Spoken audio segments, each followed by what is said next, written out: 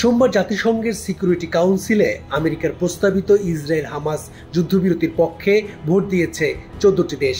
একটি পূর্ণ ও সম্পূর্ণ যুদ্ধবিরতির জন্য আমেরিকার ওই প্রস্তাবে হামাসের হাতে আটক জিম্মিদের মুক্তি, নিহত জিম্মিদের মরদেহ ফেরত এবং ফিলিস্তিনি বন্দী বিনিময়ের শর্ত নির্ধারণ করা হয়। কিন্তু আমেরিকার ওই প্রস্তাবে ভোট দেয়নি রাশিয়া। আমেরিকার ওই খসড়া প্রস্তাবে 3টি পর্যায়ে অন্তর্ভুক্ত রয়েছে। প্রথম ধাপে জিম্মি বন্দি বিনিময়ের পাশাপাশি স্বল্পমেয়াদী যুদ্ধবিরতি।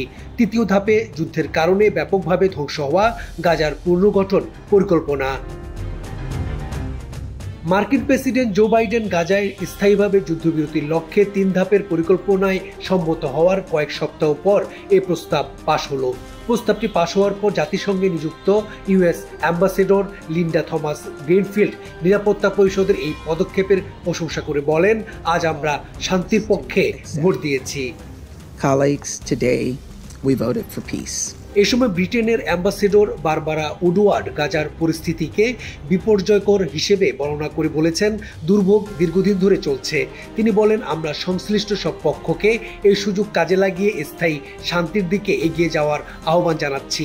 এটি ইসরায়েল ও ফিলিস্তিনের জনগণের নিরাপত্তা নিশ্চিত করবে। গত মার্চে জাতিসংঘ নিরাপত্তা পরিষদ যুদ্ধবিরতির আহ্বান জানিয়ে একটি প্রস্তাব পাশ করে।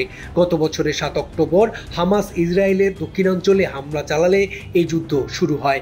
হামাস প্রায় 1200 জনকে হত্যা করে এবং 251 জনকে জিম্মি করে।